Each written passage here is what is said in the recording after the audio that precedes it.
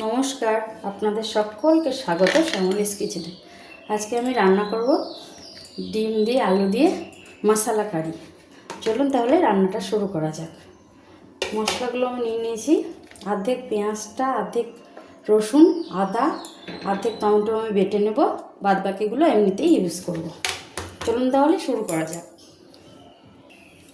কড়াইয়ে তেলটা দিয়ে দিই, ডিমগুলো আমি ভেজে নিচ্ছি। তেল গরম হয়ে গেছে, ডিমগুলো আমি ভেজে নিচ্ছি।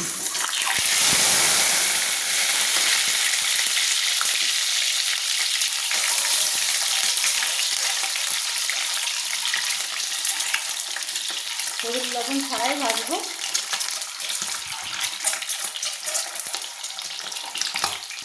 ডিমগুলো ভাজা হয়ে গেছে, আমি তুলে নিচ্ছি।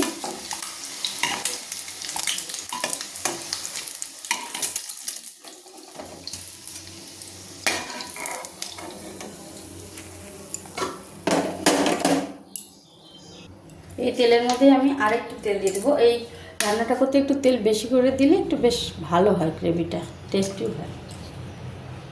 দিয়ে দিচ্ছি জিরে, সাদা এলাচ আর দারচিনি। এই সময় দুটো শুকনো লঙ্কাও দিয়ে দিলাম। এবার আমি সরাসরি আলুটা তেলের মধ্যে দিয়ে দিই। দিয়ে দিচ্ছি আলুগুলো কেটে।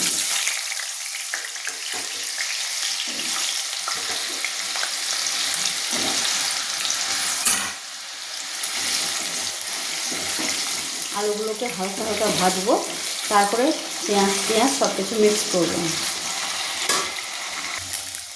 আলুটা আমার বেশ হালকা ভাজা হয়ে গেছে। এবার আমি পেঁয়াজ যোগ করব। দিয়ে দিচ্ছি কুচনো পেঁয়াজ, রসুন আর কাঁচা লঙ্কাটা।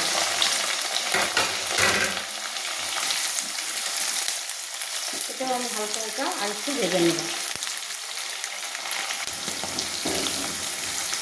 এবারে আমি কেটে রাখা অর্ধেক টমেটোটা যোগ করব। দিয়ে দিচ্ছি টমেটোটা। এটা হালকা আর একটু নাড়াচাড়া করে নিয়ে আমি মশলাগুলো মেশাতে থাকবো।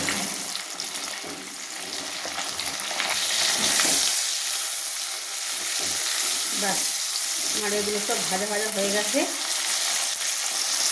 দিয়ে দিচ্ছি বেটে রাখা মশলাটা, পেঁয়াজ, আদা, রসুন আর টমেটো। দিচ্ছি পরিমাণ মতো লবণ, হলুদ গুঁড়ো, জিরে গুঁড়ো আর লঙ্কার গুঁড়ো। এটাকে ভালো করে মিশিয়ে নেব।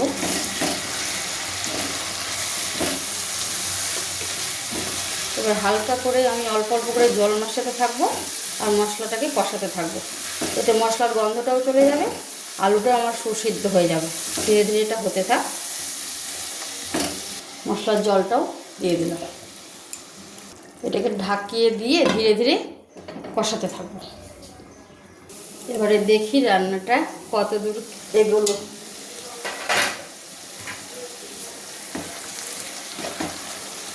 হ্যাঁ, আর একটু কষিয়ে নিলেই মোটামুটি রান্নাটা, গ্রেভিটা আমার তৈরি হয়ে যাবে। রান্নাটা কি বলুন তো, এটাও একটা আর্ট বা শিল্প।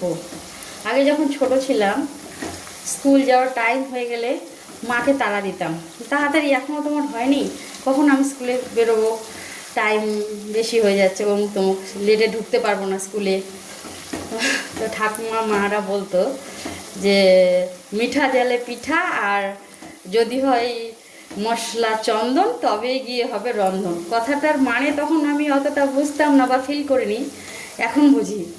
যে কোনো রান্না করতে গেলে একটু ধৈর্য ধরে যদি আপনি ধীরে ধীরে কষিয়ে কষিয়ে রান্না করেন, রান্নাটার টেস্টটাও বাড়ে, খেতেও সুস্বাদু হয়।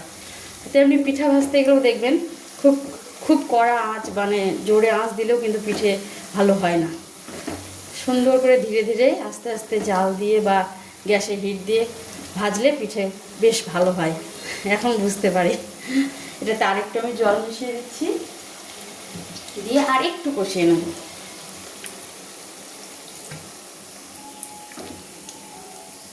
আর একবার একটু ঢাকিয়ে দেবো এটাকে। আমি ধীরে ধীরে হতে থাকি।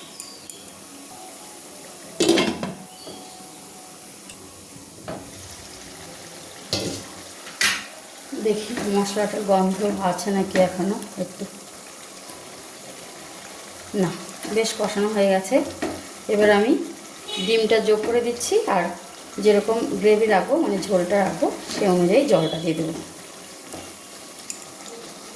দিয়ে দিচ্ছি ডিম কয়েকটা ছেড়ে, আর গ্রেভির জন্য দিচ্ছি সামান্য জল। খুব একটা ঝোল করবো না আমি, এটা মাখা মাখায় রাখবো। ঝোল ঝোল করলেও বেশ খেতে ভালো লাগে, মাখা মাখা করলে তো আরও বেশি টেস্ট হয়। একটু ফুটুক এটা ভালো করে।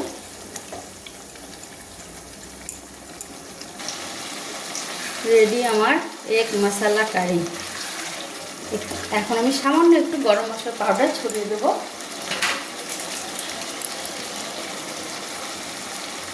ব্যাস, এবার এটাকে নামিয়ে ফেলবো।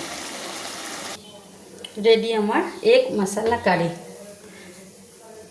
দেখুন কত সুন্দর কালারটা এসেছে। ঝটপট নামিয়ে ফেলুন, গরম গরম ভাতের সঙ্গে, রুটির সঙ্গে, পরোটার সঙ্গে, যার সঙ্গে পারবেন খেয়ে ফেলবেন। আমার মনে হয় মাংস ভাত যতটা না খেতে পারবেন মাংস দিয়ে, আমার মনে হয় এই রেসিপিটি দিয়ে বেশি খাওয়া যাবে ভাত। আশা করি রেসিপিটি আপনাদের ভালো লেগেছে। যদি ভালো লাগে তাহলে একটা লাইক আর অবশ্যই একটা কমেন্ট করে যাবেন। দেখা হচ্ছে পরের কোনো ভিডিওতে। ততক্ষণের জন্য টাটা।